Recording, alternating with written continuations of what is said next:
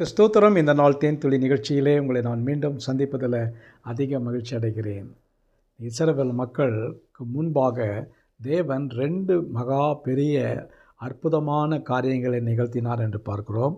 13வது யாத்திராகமம் 13ஆம் அதிகாரம் 22வது வசனத்தில் பார்க்கும் பொழுது, அவர்களுக்கு வழிகாட்டுவதற்கு ஒரு காரியத்தை செய்தார். அது என்னவென்று சொன்னால், பகலிலே மேகஸ்தம்பமும் இரவிலே அக்கினி ஸ்தம்பமும். பகலில் அவர்களுக்கு மேகம் அவர்களை அப்படியாக கவர் பண்ணி மேலே அப்படியாக இருக்கும். அவர்களுக்கு ஒரு நல்ல ஒரு குளிர்ச்சி இருக்கும். மேகம் வரும்பொழுது மேகத்தின் மூலமாக நடக்கின்ற வேளையில் அவர்களுக்கு ஒரு நல்ல ஒரு குளிர்ச்சியான வேளையில் அவர்கள் நடந்து போவார்கள். இருளில் வரும்பொழுது அவர்களுக்கு வழி தெரியாது. அப்பொழுது அந்த இடத்துல பார்க்கும் பொழுது அக்கினி ஸ்தம்பம் ஒன்று அவர்களுக்கு முன்பாக சென்று கொண்டிருக்குமாம். அந்த நாளிலே நடந்திருக்குது என்று வேதத்தில் சொல்லியிருக்கிறது. இதை குறித்து சொல்லும் பொழுது அது முன்னும் பின்னுமாக சில போகக்கூடிய நிகழ்வுகள் நடந்திருக்கிறது.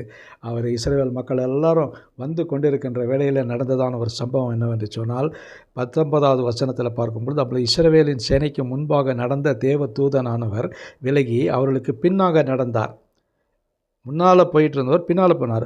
அவர்களுக்கு முன் இருந்த மேகஸ்தம்பம் விலகி அவர்களுக்கு பின்னாக நின்றது.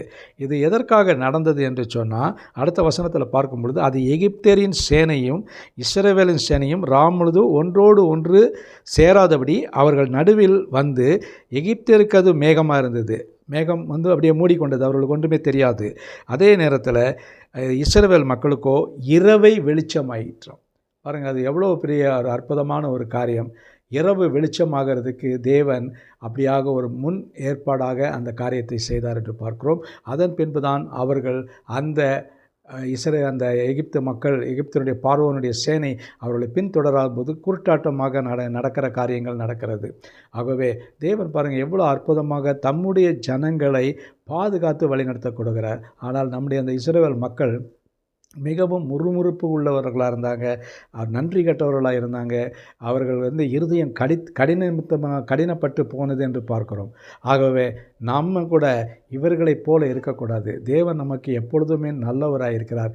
நமக்கு பகலிலே மேகமாக இருக்கிறார், இரவிலே அக்கினி ஸ்தம்பமாக இருக்கிறார். நம்மை ஏற்ற வேளையிலே பாதுகாக்கக்கூடிய ஒரு நல்ல தெய்வம் நம்மோடு கூட இருக்கிறார். எந்த ஒரு சூழ்நிலையிலே நாம் கடந்து சென்றாலும் அவர் நம்மை பாதுகாக்கக்கூடிய தேவனாக நமக்கு முன் செல்லுகிறார். முன் சொல்லும் தேவன் ஒருவர் நமக்குள்ளாக இருக்கிறார். ஆகவே அந்த முன் செல்லுகிற தேவனை நாம் பற்றி பிடித்து கொண்டு இருள் சூழ்ந்த வேளையிலும் இரவை வெளிச்சமாகிற தேவன் நமக்கு இருக்கிறபடினாலே அவருக்கு நன்றி செலுத்துவோம். நல்ல ஆண்டவரே, நன்றியோட துதிக்கிறோம், ஸ்தோத்தரிக்கிறோம். ஆண்டவரே, அந்த இஸ்ரவேல் மக்களுக்கு அந்த நாளில் கூட ஆண்டவரே ஒரு 6 லட்சம் காலாட் படை மக்கள் இருந்தார்களே, காலாட் மக்கள், அவர்களுக்கு இப்படிப்பட்டதான ஒரு அற்புதத்தை செய்து அவர்களை அற்புதமாக அந்த வனாந்தரத்திலே வழி நடத்தினீங்களே, அதற்காக ஸ்தோத்திரம். ஆசீர்வதிங்க. அதை போல எங்களுக்கும் திசை காட்டுகிறதான எல்லா காரியத்திலும் வேதத்திலிருந்து உடைய வசனத்தின் மூலமாக எங்களுக்கு நல்ல ஞானத்தையும் அறிவையும் தர வேண்டுமா ஜெபிக்கிறோம். இந்த நாட்களுக்குரியதான மேக ஸ்தம்பமும் அக்கினி ஸ்தம்பமும் எங்களுக்கு இருக்க வேண்டுமா ஜெபிக்கிறோம். மீட்பர் இயேசுவின் நாமத்தில் ஜெபிக்கிறோம் நல்ல பிதாவே. ஆமேன், ஆமேன். கர்த்தர் உங்களோடு இருப்பாராக. இந்த நாள் உங்களுக்கு ஒரு ஆசீர்வாதமான ஒரு நாளாக அமையட்டும். ஆமேன்.